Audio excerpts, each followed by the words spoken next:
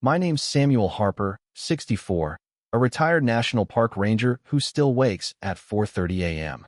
Sharp, body clock ticking like it's on government time.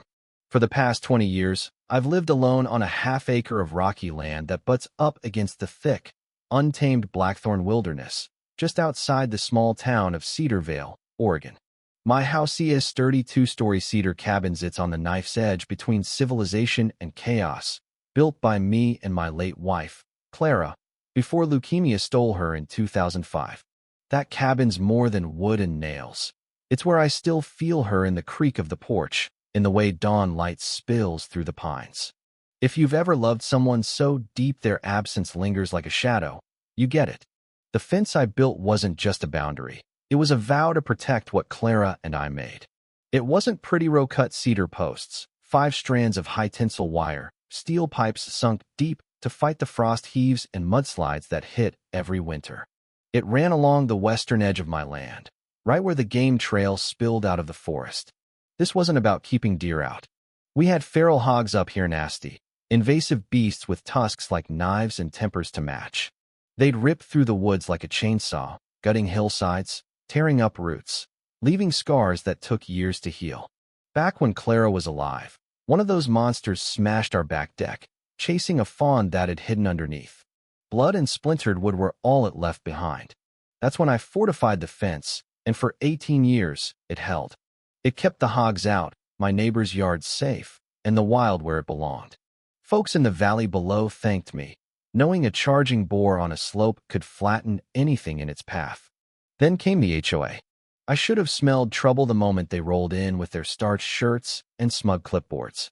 The Cedarvale Community Association, they called themselves, as if planting geraniums and banning lawn signs could tame the wilderness. I wasn't even part of their HOA when I bought this land in '85.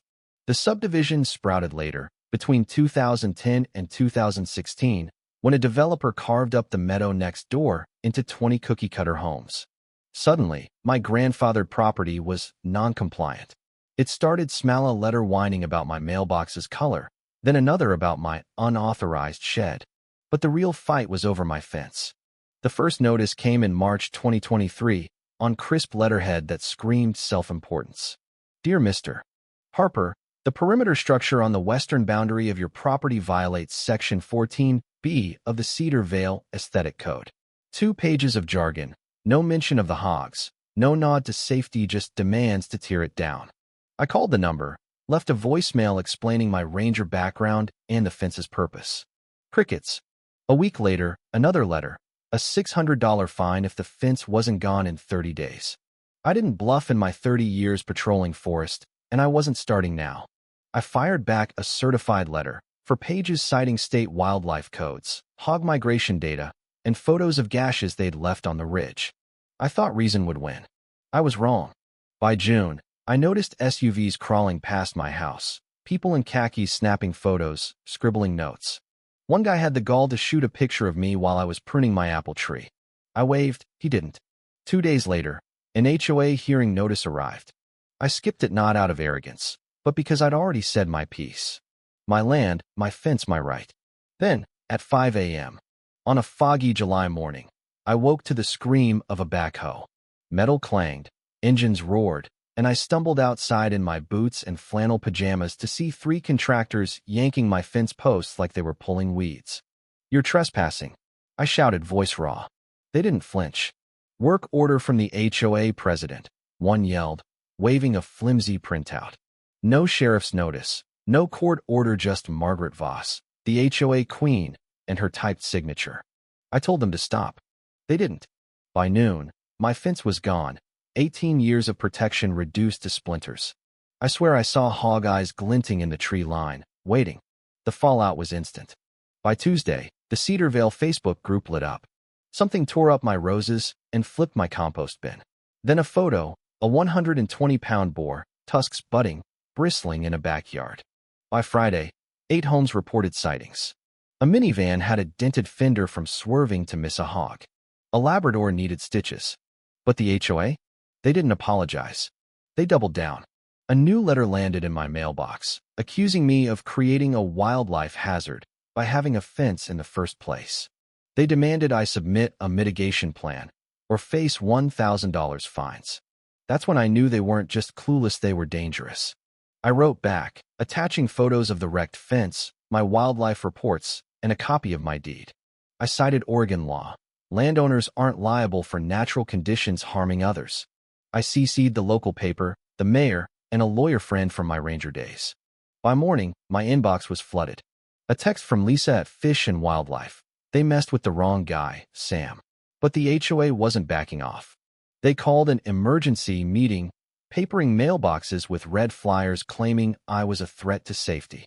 I'd never spoken at an HOA meeting, but that night, I ironed my old ranger shirt, pinned on my service badge, and walked into the community center.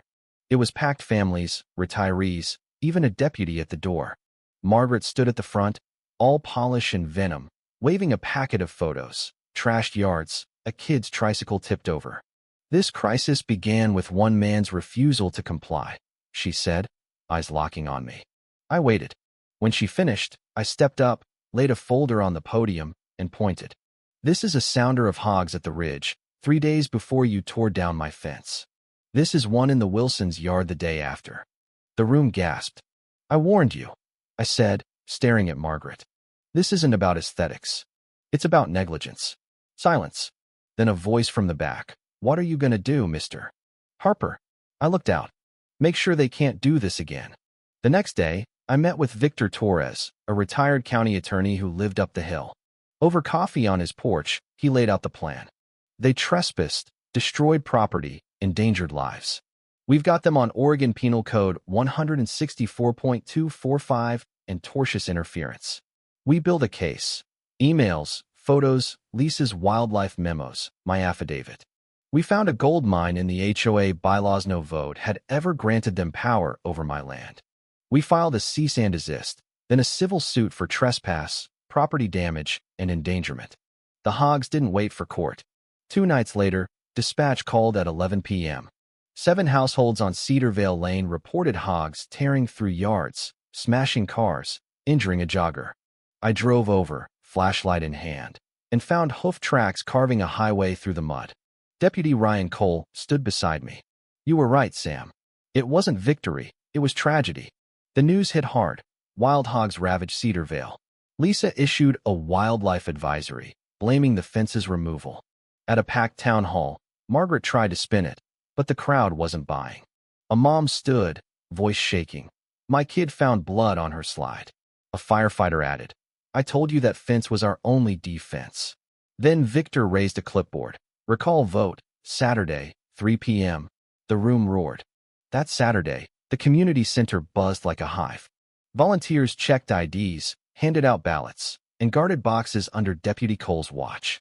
Margaret showed up late, sunglasses on, but the tide had turned. At 3 p.m., we counted 142 votes, 89 for recall. Cheers erupted. The board was dissolved. Weeks later, we rebuilt the fencing.